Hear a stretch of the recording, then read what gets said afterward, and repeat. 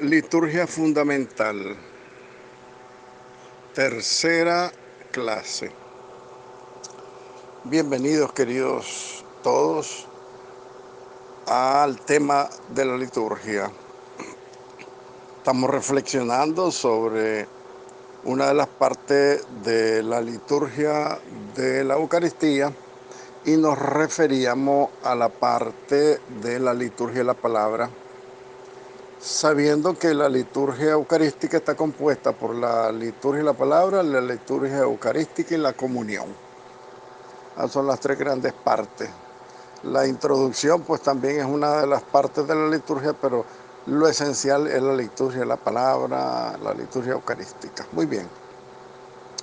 Pidamos a la Santísima Virgen María pues que nos dé la gracia de comprender la palabra del Señor que se nos dirige dentro de la liturgia. Bendita sea tu pureza y eternamente lo sea, pues todo un Dios se recree en tan graciosa belleza. A ti, celestial princesa, Virgen Sagrada María, te ofrezco en este día alma, vida y corazón. Mírame con compasión, no me dejes, Madre mía. Amén. Vamos a referirnos en este día a la sacramentalidad de la palabra de Dios. La sacramentalidad tiene un sentido sagrado. Esto significa que la palabra de Dios es como un sacramento también entonces, porque lo refiere el sínodo de los obispos sobre la palabra de Dios que se realizó en el mes de octubre del 2008 y que Papa Benedicto publicara los resultados de este sínodo en esta hermosa exhortación apostólica posinodal Verbum Domini. Está en internet, sería bueno que la buscaran, Verbum Domini, y la leyeran, porque es parte de nuestra formación la lectura. ¿Oyeron? Lean por favor, porque así es como se aprende. No solamente las clases que uno le da, pues, el profesor le da, sino que ustedes tienen que leer. Verbum Domini es la exhortación apostólica del Papa Benedicto. Fue publicada el 30 de septiembre de 2010. En la fecha 30 de septiembre, ya ven ustedes que es la fiesta de San Jerónimo, el que tradujo la Biblia de las lenguas originales al latín. El latín era la lengua del pueblo, el vulgo, por eso se llama la Vulgata. El vulgo significa el pueblo. Muy bien, vamos a hablar de la parte sagrada que tiene la palabra de Dios leída y escuchada dentro de la liturgia eucarística. Por eso el Papa la llama la sacramentalidad de la palabra, porque la eleva, fíjense ustedes, al nivel del sacramento de la Eucaristía, porque el pan es sacramento, el santísimo sacramento, el cuerpo y la sangre de Jesucristo, pero la palabra de Dios también es el mismo Cristo, porque dice San Jerónimo que el que lee la palabra lee a Jesucristo, el que conoce la palabra conoce a Jesucristo, el que desconoce la Sagrada Escritura desconoce a Jesucristo. Muy bien, dice con la referencia del carácter performativo de la palabra de Dios en la acción sacramental y la profundización de la relación entre la palabra de Dios y la Eucaristía, nos adentramos en un tema significativo que ha surgido durante este sínodo, como yo les decía, que ciertamente en este 30 de septiembre de 2020 estaremos celebrando los 10 años de la publicación del Verbum Domini del Papa Benedicto acerca de la sacramentalidad de la palabra de Dios. Perdón. A este respecto, es útil recordar que también el Papa San Juan Pablo II había hablado del horizonte sacramental de la revelación. Miren qué bonita frase del Papa Juan Pablo. Horizonte sacramental de la revelación y en particular el signo eucarístico donde la unidad inseparable entre la realidad y su significado permite captar la profundidad del misterio. El misterio y los sacramentos se compone de la palabra y el sacramento. Entonces es el mismo signo eucarístico donde se hace inseparable esa realidad del significado, porque lo que significa se realiza. Eso significa también la palabra sacramento. Lo que se realiza a partir de los gestos y las palabras y el signo. ¿Ves? El signo del derramar el agua, por ejemplo, en el bautismo del niño es un signo. El derramar el agua en la cabeza es un signo. Pero no solamente es un signo, sino que significa y lo realiza. El baño del agua que hace el sacerdote en la cabeza del niño significa y realiza una regeneración espiritual en el alma del bautizado. Entonces, en el caso de la liturgia eucarística, es inseparable entonces la realidad y el significado. Y de esa manera nosotros captamos la profundidad del misterio. Recuerden que habíamos hablado del misterio del arcano, las cosas de la profundidad de la vida trinitaria, intratrinitaria allá en el cielo donde está Dios. Su vida es un misterio que se revela, lo decíamos con palabras que quedan cortas para la realidad que revelan. Entonces, captar el misterio. Recuerden que el Papa en Eclesia de Eucaristía, el Papa San Juan Pablo II nos habla que él dice que el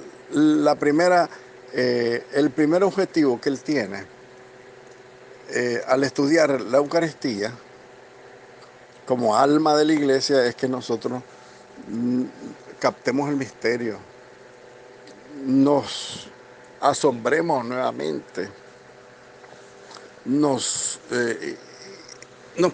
profundicemos más bien en el misterio que Cristo revela a través de su sacramento, ¿verdad? Muy bien, de aquí nosotros tenemos que comprender que en el origen de la sacramentalidad, el origen de lo sagrado que tiene la palabra de Dios, está precisamente en el misterio de la encarnación. Recuerda que hemos hablado mucho de la encarnación. La encarnación es el misterio más grande del amor de Dios. Estamos claros que no hay mayor amor que dar la vida, la muerte de Jesucristo, ¿verdad? Por los amigos, pero es que el misterio de la revelación de Dios inicia objetivamente en la encarnación. Dios que baja y viene a nosotros. Dice el prólogo del Evangelio de San Juan, y la palabra se hizo carne. Dios se hizo hombre, Dios se encarnó. La realidad del misterio revelado se nos ofrece en la carne del Hijo de Dios. Entonces la palabra de Dios se hace perceptible a la fe mediante el signo, como palabra y como gesto humano. La fe entonces reconoce el verbo de Dios acogiendo los gestos y las palabras con las que Él mismo se nos presenta. Dice que Jesucristo, toda la vida de Jesucristo es una revelación del misterio de Dios. Toda la vida de Jesucristo, su encarnación, su nacimiento, su infancia, la pérdida en el templo, la pérdida del hallazgo en el templo, el bautismo de Juan Bautista, los 40 días en el desierto, su vida pública, su predicación, sus milagros y después su pasión, su muerte. Todo son los gestos y todas las palabras y las acciones con las que Él mismo se nos presenta. Entonces el horizonte sacramental de la revelación indica, por lo tanto, la modalidad histórica y salvífica con la que el Verbo de Dios entra a vivir con nosotros en el tiempo y en el espacio, convirtiéndose él, la palabra de Dios, en el interlocutor del hombre, que está llamado a acoger su don en la fe. Nosotros estamos llamados a acoger ese don de Dios en la fe, creer en este Dios encarnado, Salvador nuestro, que se convierte en el interlocutor. ¿Saben qué quiere decir eso? Que Él es el que llega al Padre y transmite nuestra vida. Interlocutor quiere decir el que te traduce. Entonces, Cristo frente al Padre intercede, traduce, le revela todo lo que somos nosotros, porque Él se hizo hombre como nosotros, entonces Él sabe interpretar nuestra tristeza, nuestras angustias, nuestras esperanzas, nuestros gozos, todo lo que es el hombre. Entonces, de este modo, Él hace la sacramentalidad de la palabra, Él la hace sagrada. Y se puede entender esto en analogía, como en una comparación con la presencia real de Cristo bajo las especies del pan y del vino consagrada. Fíjense ustedes que la palabra de Dios que sale de la boca de Dios. Entonces, esta palabra se puede entender de una manera análoga, una comparación con la presencia real de Cristo bajo la especie del pan y el vino. Entonces, al acercarnos al altar y participar del banquete eucarístico, realmente comulgamos el cuerpo y la sangre de Cristo. Por su lado, la proclamación de la palabra de Dios en la celebración también comporta reconocer que es Cristo mismo quien está presente y se dirige a nosotros a través de su palabra leída en la liturgia. Para ser recibido también este Cristo a través de la palabra, así como recibimos el pan en la boca. Sobre la actitud que se ha de tener respecto a la Eucaristía y a la palabra de Dios, dice San Jerónimo. Miren qué hermoso lo de San Jerónimo. Nosotros leemos las Sagradas Escrituras en la misa. Yo pienso que el Evangelio es el cuerpo de Cristo, dice San Jerónimo. Yo pienso que las Sagradas Escrituras son su enseñanza. Y cuando Jesús dice, quien no come mi carne y bebe mi sangre, aunque estas palabras del Evangelio de San Juan, capítulo 6, puedan entenderse como referidas también al misterio eucarístico, sin embargo, el cuerpo de Cristo y su sangre es realmente la palabra de la Escritura, es la enseñanza de Dios. Recuerden que el Verbo de Dios, la palabra de Dios, tomó carne. Entonces, la palabra de Dios es el cuerpo de Cristo, es su sangre. Dice San Jerónimo, realmente presente Cristo con su cuerpo y su sangre en la palabra de la Sagrada Escritura, porque es la enseñanza de Dios. Cuando nosotros acudimos al misterio eucarístico, si cae una partícula en el suelo, pues nos sentimos mal. Sigue hablando San Jerónimo.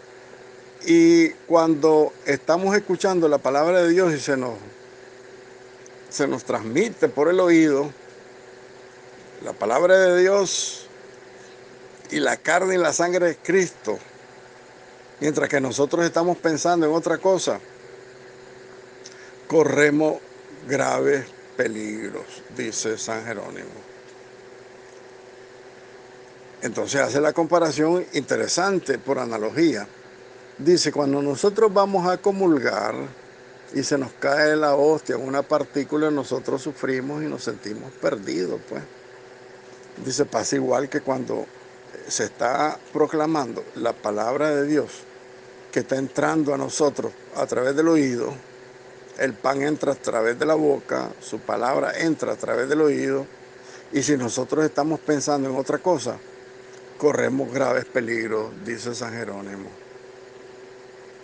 Cristo realmente está presente en las especies del pan y del vino. Está presente de modo análogo también en la palabra proclamada en la liturgia. Entonces son dos tipos de presencia diferentes, pero por la frase que usa el Papa de la sacramentalidad de la palabra de Dios, entonces la analogía es muy cercana. Sabemos que Jesucristo está presente de diferentes formas en la liturgia, ¿verdad? Está presente en el pan y en el vino, con su cuerpo y con su sangre, por supuesto. Está presente cuando se proclama la palabra de Dios, porque es Dios mismo que nos habla y su palabra entra en nuestro ser, en nuestra vida, en nuestro corazón a través de los oídos. También está presente en el sacerdote que preside, porque el sacerdote cuando está celebrando lo está haciendo in persona Christi. Y por último, Cristo está presente en la asamblea. Por eso es importante que nosotros hagamos asamblea eucarística, porque donde dos o tres se reúnen en mi nombre, ahí estoy yo en medio de ellos. Es la promesa que hizo Jesucristo, ¿verdad? Por lo tanto, nosotros, al profundizar en el sentido de la sacramentalidad de la palabra de Dios, puede favorecernos a nosotros para una mejor comprensión de esta analogía, de esta sacramentalidad que está más íntimamente unida en el misterio de la revelación, en obras y palabras íntimamente ligadas, favoreciendo la vida espiritual de los fieles y la acción pastoral también de la iglesia, porque la iglesia te quiere te quiere engendrar a Cristo a través de esas dos maneras, a través de la palabra, a través de la evangelización, a través de la acción misionera de la iglesia, pero también a través de la fracción del pan y la entrega pues de Jesucristo, la entrega de Él en su cuerpo y en su sangre. Muy bien. No perdamos de vista entonces la sacramentalidad de la palabra de Dios. Si nosotros cuando comulgamos recibimos a Cristo a través de la boca con el pan eucarístico, también cuando se proclama la palabra, dice San Jerónimo, recibimos también a Cristo, no por la boca, sino por los oídos. Entonces, si nosotros estamos distraídos cuando se predica la palabra de Dios, cometemos un grave error en contra de la santidad de Dios en la liturgia. Incluso es de preocuparse porque a lo mejor hasta podemos llegar a cometer pecado cuando no ponemos atención a las lecturas. Porque Dios nos habla. Más adelante veremos lo que dice el Padre Canta la Mesa sobre la palabra de Dios y nos vamos a dar cuenta lo grande que tiene pues este misterio de la presencia sacramental de Cristo, no solamente a través del pan y el vino, sino a través de su palabra proclamada en la Eucaristía. Este es un tema importante para los lectores también, porque nosotros vemos lo sagrado que es la proclamación de la palabra de Dios. Por un lado, nosotros no podemos llevar el librito, el misalito a la misa, porque dice la gente, para seguir la lectura aquí con mi libro, error gravísimo. ¿Por qué razón? Porque litúrgicamente lo que te manda es proclamar la palabra de Dios desde el ambón y nosotros escucharla, recibirla a través del oído, no irla leyendo. Entonces eso es contrario a la norma de la liturgia, que lo que la liturgia quiere es que nosotros vivamos correctamente como se debe de vivir la proclamación de la palabra de Dios, la primera lectura, el salmo, segunda lectura, los domingos, evangelio. Es importante porque Cristo es el que nos habla. Entonces, un lector que lee mal, yo creo que falta el respeto a Cristo primero, porque Cristo quiere utilizar su boca para proclamar la palabra, y también la asamblea eucarística, los fieles. El fiel que no esté atento o que no le entiende a la palabra termina perdido y, como les digo, nosotros no sabemos cómo estamos ante Dios, si somos, si cometemos pecados, si no cometemos pecados, incluso dentro de la liturgia, pero yo creo que en la medida que nosotros vayamos conociendo, tenemos que ir purificando nuestra intención y así ir perfeccionando, no haciendo, ir perfeccionando nuestra participación eucarística, ¿verdad? La Sagrada Escritura y el leccionario. Hay que subrayar el nexo que tiene la palabra y la Eucaristía para hablar de este tema. Palabra proclamada y Eucaristía. Los obispos en este sínodo, y el Papa Benedicto lo recalca, quieren volver a llamar la atención sobre algunos aspectos de la celebración que son inherentes al servicio de la lectura de la palabra, ¿no? La gente que pasa a leer. Quisiera hacer referencia, ante todo, a la importancia del leccionario. La reforma promovida por el Concilio Vaticano II en 1965 con la Sacrosanctum Concilium ha mostrado sus frutos enriqueciendo el acceso a la Sagrada Escritura. Porque el sínodo entiende la riqueza que tiene la lectura de la Sagrada Escritura, por eso entonces favorece. Y a partir del Concilio Vaticano II, fíjense ustedes que los leccionarios fueron enriquecidos de una manera tal de que tenemos lecturas todos los días y que al terminar 3 años nosotros hemos leído la mayor parte de los textos de la Sagrada Escritura. Entonces dice el Papa que el sínodo ha querido enriquecer con abundantes lecturas, sobre todo en la liturgia de los domingos. Ya ven que son 4 lecturas prácticamente, ¿no? Porque es la primera lectura, el Salmo, segunda lectura y Evangelio. Bien enriquecida está. Entonces, esta estructura actual del leccionario, además de presentar frecuentemente los textos más importantes de la Eucaristía, también tomados de la Sagrada Escritura, por supuesto, favorece un poco más y mejor la comprensión de la unidad que tiene el plan de Dios, el plan divino, mediante la correlación que deben de tener las lecturas del Antiguo Testamento, las lecturas del Nuevo Testamento, que sean centradas en Cristo y en su misterio pascual. Su misterio pascual, recuerden que es el paso, la Pascua. Y no solamente la muerte y la resurrección, sino la Pascua de Dios entre nosotros.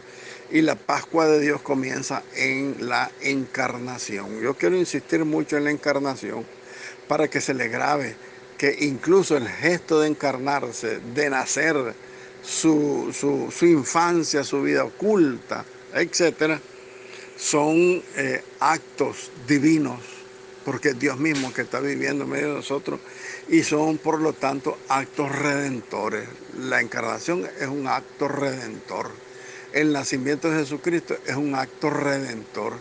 Su vida oculta, su infancia, es un acto redentor de Cristo para con nosotros.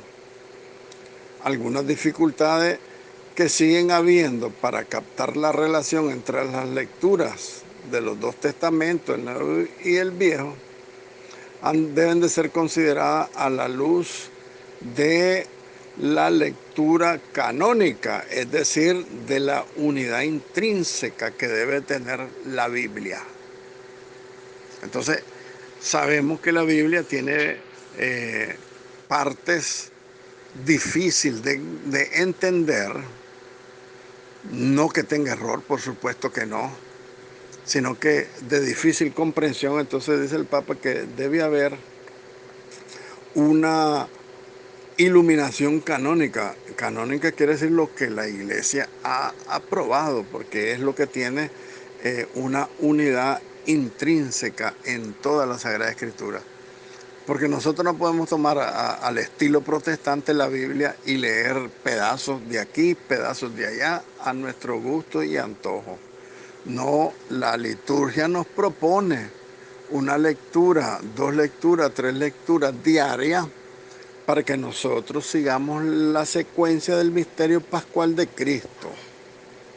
Y donde sea necesario, dice el Papa, los organismos competentes, las comisiones de liturgia y de Biblia, se puede referir a esto, tienen que disponer que se publiquen subsidios que ayuden a comprender esa relación, esa conexión que existe entre las lecturas, según el leccionario aprobado por la Iglesia, las cuales han de ser proclamadas en la asamblea litúrgica en su totalidad, como está previsto en la liturgia del día. Ahora, los problemas que se den eventualmente, las dificultades eventuales, deben comunicarse, dice el Papa, al obispo, en todo caso a Roma, pero aquí no es necesario ir hasta Roma para ir a decir que no entendemos una lectura, ¿no? Sino que en la comisión de liturgia se puede dilucidar esas inquietudes. Además, no tenemos que olvidar que el actual leccionario, ese librito que los venden todos los meses, ¿verdad? Donde van las lecturas diarias del rito latino, tiene también un significado ecuménico, en cuanto es utilizado y es apreciado por las confesiones que aún no están en plena comunión con la Iglesia Católica. Bueno, de esto yo no tengo conocimiento, pues sin embargo lo dice la Iglesia, lo dicen los obispos, lo dice el Papa. De manera diferente se debe de plantear el problema del leccionario de la liturgia de las iglesias católicas orientales. Está hablando el Papa de los leccionarios que usan los ortodoxos, porque el sínodo les pide que lo examinen de una manera autorizada, sin perder de vista la larga tradición de la Iglesia, teniendo en cuenta también el contexto ecuménico, por supuesto, estamos claros en eso. Entonces decía también el padre Cantalamessa que es importante no perder de vista la participación. Por lo tanto, de una manera consciente, activa y fructuosa. Y lo vemos a partir de esta reflexión sobre la liturgia de la palabra. Nosotros nos damos cuenta que si nosotros estamos en la misa, pero no estamos presentes con el alma, sino que solamente una presencia corporal, porque la mente está lejos, entonces peligra que la gracia de Dios se derrame en vano en nosotros y no produzca ningún fruto de santificación.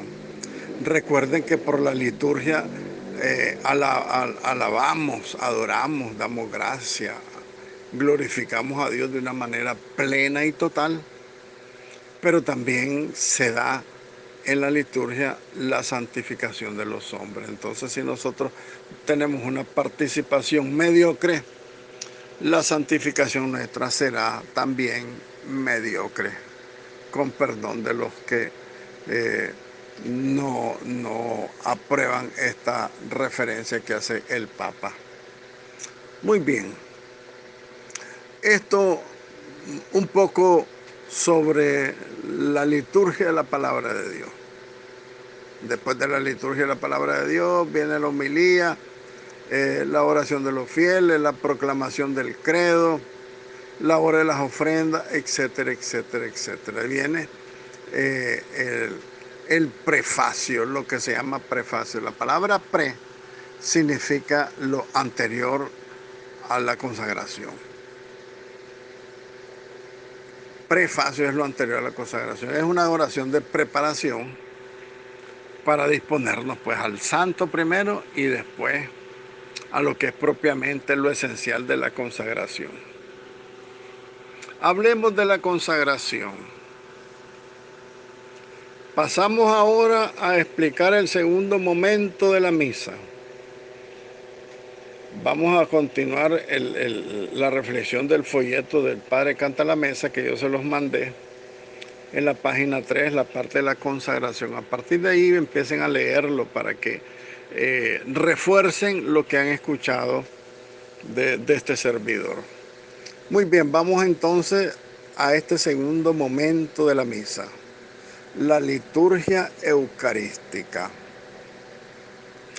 Después de haber partido el pan, mientras lo daba a sus discípulos, Jesús dice: tomad y comed, este es mi cuerpo que es entregado por ustedes, en el Evangelio de San Mateo capítulo 26. El Evangelio de San Lucas también lo contiene, el capítulo 22. Entonces nosotros debemos descubrir la dimensión eclesial y personal de la consagración eucarística. Pongan atención porque esto es grande. Porque nosotros vemos, estamos enfrente, como asamblea eucarística, enfrente al altar, y vemos a Jesucristo en el altar sacrificándose, ¿verdad? Porque recuerden que la misa es la actualización del sacrificio de Jesucristo en la cruz. Entonces nosotros vemos a Jesucristo en su sacrificio, en la actualización de su sacrificio, pero a nosotros ni fu ni fa. No nos da nada. A lo sumo nos arrodillamos y escondemos la cara. La ponemos debajo de las manos y cerramos los ojos, como que dice, para no ver nada. Y es un grave error.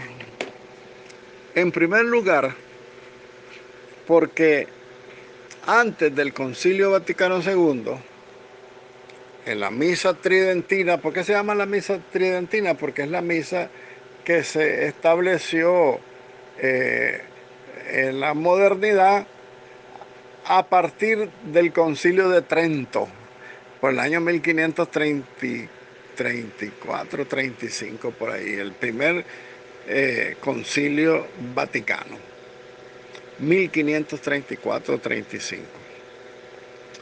A partir de ese 1500 se celebraba la misa tridentina. ¿Por qué? Porque la misa de Trento, digámoslo así.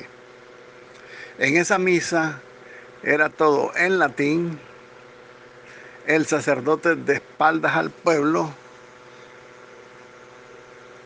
y no levantaba el cuerpo de Cristo, sino que a partir del Concilio Vaticano II, por la petición anterior al concilio, ¿no? En los primeros movimientos litúrgicos que se daban antes del Concilio Vaticano II, el pueblo de Dios había pedido al sacerdote, no decirle pues al sacerdote, sino que al Papa le habían pedido que una vez que el pan sea consagrado, lo levantara para que el pueblo lo contemplara. Entonces el sacerdote, a partir de ese momento, cuando hace la consagración, eleva el pan, y después cuando consagra el vino, eleva la copa para que los fieles la vean. Sin embargo, los fieles se tapan la cara, se tapan los ojos, cierran los ojos y a lo sumo, como les digo, se ponen de rodillas, porque hay un montón de machos que ni siquiera se arrodillan en este momento sagrado de la consagración del cuerpo y la sangre de Cristo, que es el momento culminante de la actualización del sacrificio de Jesucristo en la cruz del Calvario, dicen los protestantes.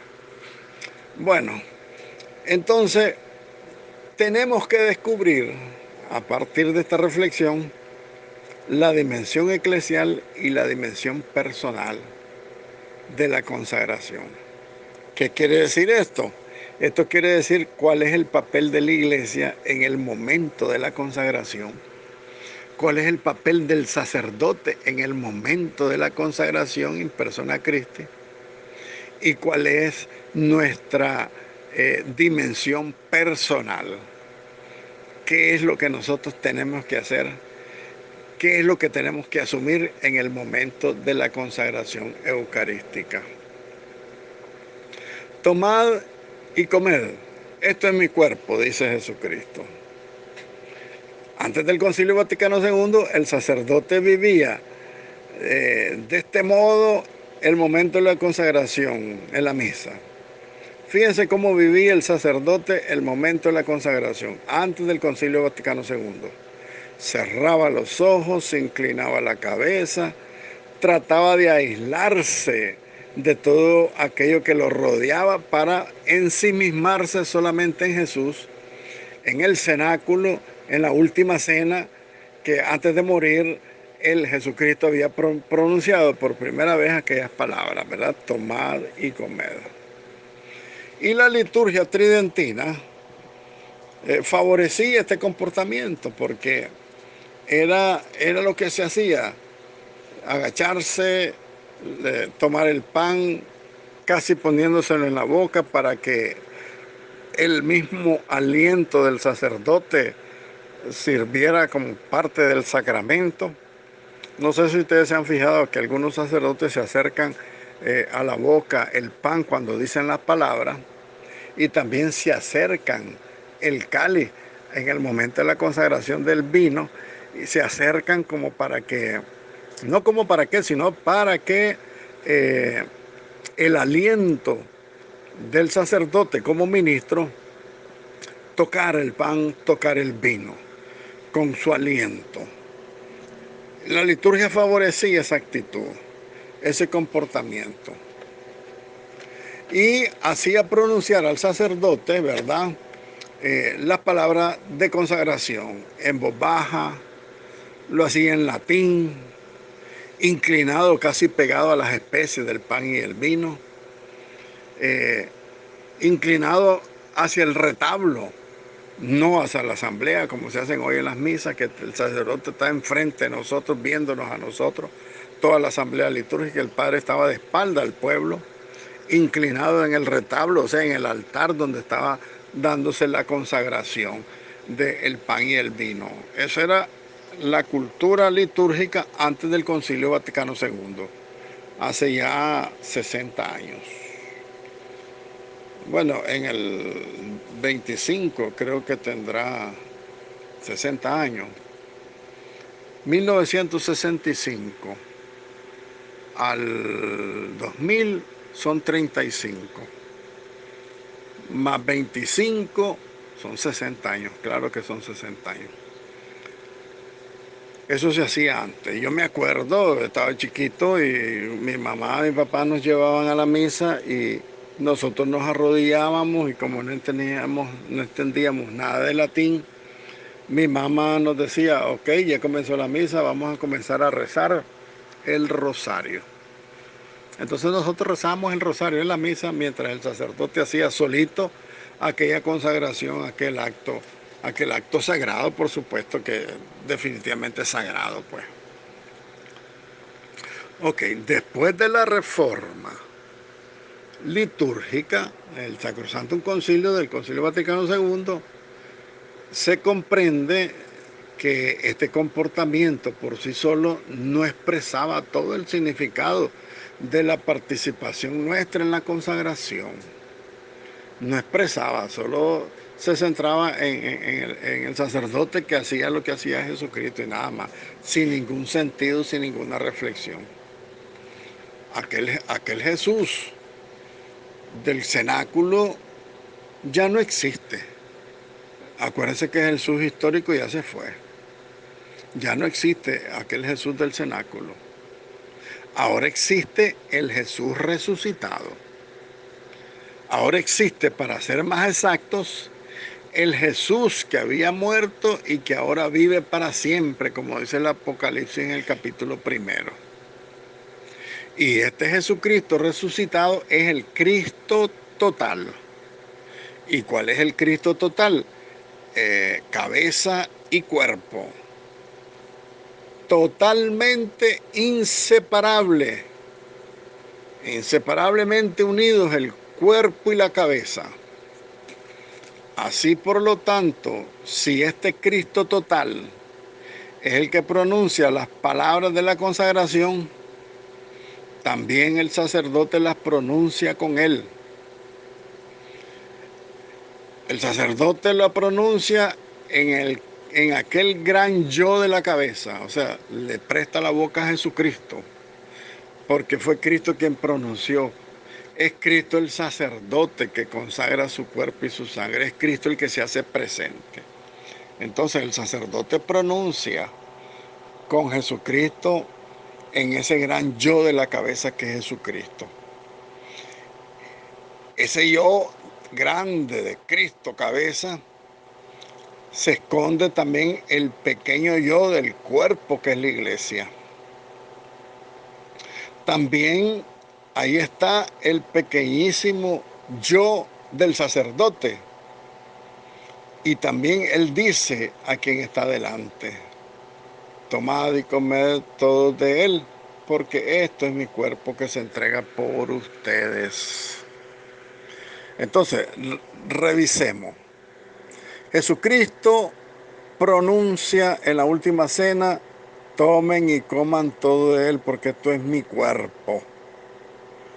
Pero como Cristo es el Cristo glorioso, el Cristo resucitado, cabeza y cuerpo, entonces el sacerdote le presta su boca a Jesucristo para decir: tomen y coman, esto es mi cuerpo. Pero también el sacerdote es la iglesia. Entonces el sacerdote también lo pronuncia en el yo del cuerpo de Jesucristo, que es la iglesia.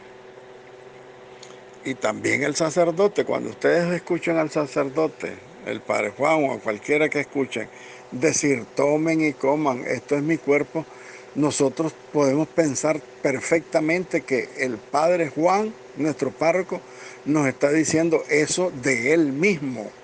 Esto es mi cuerpo, dice el Padre Juan. Porque lo dice en nombre de Cristo, porque le está prestando su boca. Lo dice en nombre de la iglesia, porque le está apretando su boca al cuerpo místico de la iglesia, que somos todos nosotros. El Padre lo está pronunciando, el sacerdote, y también lo está haciendo él en su propia persona, el yo del sacerdote, porque el sacerdote también dice: tomen y coman todos de él, porque esto es mi cuerpo. Desde el momento que nosotros entendemos esta verdad, y ahora vemos al sacerdote que ya no cierra los ojos en el momento de la consagración, sino que nos mira a todos nosotros, sus hermanos, todos nosotros que estamos delante de él. Porque el sacerdote, si celebra solo también, ahora en la pandemia que hemos visto a los sacerdotes celebrar solo la misa, también el sacerdote piensa en aquello que se va a encontrar durante el resto de la jornada, a los que le va a tener que dedicar un tiempo. Y el sacerdote, cuando celebra solo, también piensa incluso en toda la iglesia y se dirige a todos nosotros, aunque estemos ausentes, a toda la iglesia. Él se dirige a todos y nos dice como Jesús: tomad y comed todo de él, porque esto es mi cuerpo. Cuando nosotros estamos viendo la misa por la televisión o por el internet, el sacerdote nos está hablando a nosotros y nos dice: tomen y coman, esto es mi cuerpo, el cuerpo del sacerdote, el cuerpo místico de Jesucristo, que es la iglesia, y el cuerpo del mismo Cristo resucitado y glorioso en el cielo. Ese es el cuerpo que todos nosotros recibimos. Algunas palabras de San Agustín nos despejan alguna duda en esta intuición, haciéndonos ver que esta actitud Esta actitud del sacerdote, de todos los fieles, de toda la iglesia, la asamblea que celebra, es,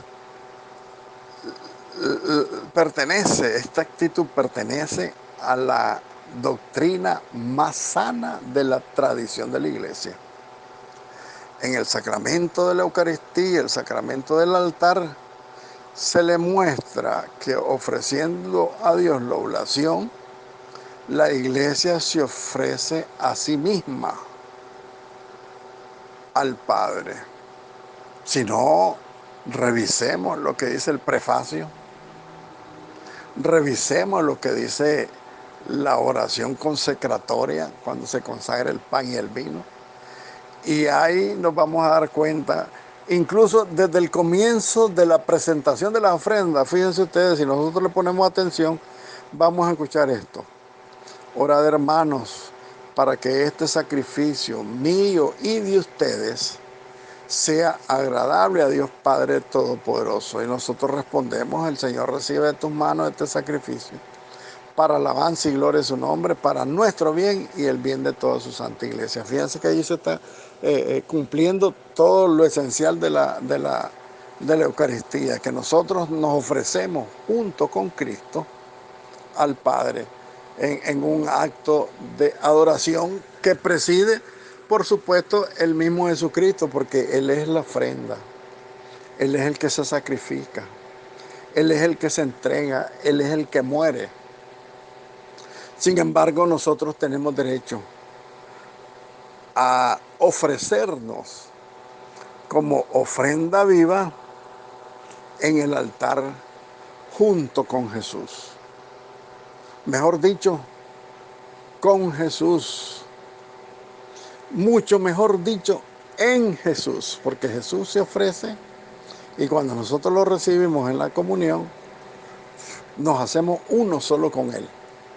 Un mismo pan, dice San Pablo en su teología maravillosa del cuerpo. Un solo pan, un solo cuerpo, un solo Señor, un solo Espíritu, una sola fe. Nosotros somos uno con Cristo. Lo que pasa es que ya lo vemos, ¿no? Lo vemos en la vida ordinaria, que los mismos cristianos somos los que culpamos a la iglesia, los que la criticamos. No tenemos aquel sentido verdadero de pertenencia que por el bautismo nos hemos ganado. Pertenecer al cuerpo místico de Jesucristo. Nosotros somos el cuerpo de Cristo, fíjense ustedes. Por eso Cristo se goza y nos espera porque quiere que lo comulguemos. Pero no solamente que nosotros lo comamos, sino que también Él, al comerlo nosotros, Él viene a vivir con nosotros. ¿Por qué? Porque Él quiere que mi vida sea de Él. Lo que yo vivo sea vivido por Cristo. Ejemplo, Cristo murió a los 30 años. Cristo no vivió 67 años, que es lo que yo tengo. Entonces Cristo, por la comunión, en mí, Él está viviendo en mí 60 y pico de años. Está viviendo 90 años en los que tiene 90 años. Entonces Cristo y nosotros somos una sola y misma cosa. En ese sentido, nosotros podemos también ofrecernos al Padre, como les decía yo, en el momento de la hostia. Anoten la carta de San Pablo a los Romanos, capítulo 12, del versículo 1 en adelante, del 1 al 10 creo que. Romanos capítulo 12, del 1 al 10. Léanlo. Y en la siguiente clase lo vamos a reflexionar. Se van a dar cuenta la importancia que tiene nuestro ofrecimiento en el altar, donde se ofrece Jesucristo como sacrificio. Unirnos al sacrificio de Jesucristo, decirle yo quiero también ser contigo, en ti yo quiero ser sacrificio, hostia viva, agradable a Dios. San Pablo en la carta a los Romanos capítulo 12. Eso nos va a abrir muchas luces para lo que tenemos que decir. Tenemos muchas cosas que decir sobre la participación nuestra dentro de la ofrenda del altar, el ofrecimiento del altar, cuando nosotros nos ofrecemos, porque nosotros somos su cuerpo místico. somos el Cristo total. Entonces, por eso tiene sentido la persecución que tiene la iglesia. El que no toma su cruz, dice Jesucristo, no es digno de mí. ¿Por qué? Porque todo, como su cuerpo místico, tenemos que morir clavados en la cruz. ¿Estamos claros? Todos nosotros somos el cuerpo de Cristo y el cuerpo de Cristo debe morir clavado en la cruz. Por eso dirá San Pablo también, sufro en mi carne lo que falta a los sufrimientos de Cristo. Entendiéndolo, pues, por supuesto, en su cuerpo, que es la iglesia. Todos somos la iglesia, todos sufrimos con Cristo. Y por eso el gran amor que Él eh, predicó a partir del mandamiento nuevo del amor de la última cena, nosotros tenemos que entendernos todos, porque todos somos hostia viva, todos somos ofrecimiento al Padre para la redención del mundo. Todos con nuestros sufrimientos también redimimos al mundo, porque todos colaboramos con Cristo. Si somos cuerpo de Cristo, todos colaboramos con Cristo para la salvación del mundo. Esa es la gran dignidad que tenemos los cristianos. Hasta aquí pues vamos a dejar el tema y continuaremos en la próxima clase. Encomiéndese siempre a la Santísima Virgen María, nuestra Madre, para que ella nos dé la gracia pues de comprender y vivir mejor la liturgia. Dios te salve María, llena eres de gracia, el Señor es contigo. Bendita tú eres entre todas las mujeres y bendito es el fruto de tu vientre Jesús. Santa María, Madre de Dios, ruega por nosotros pecadores, ahora y en la hora de nuestra muerte. Amén. Reina de los apóstoles, ruega por nosotros.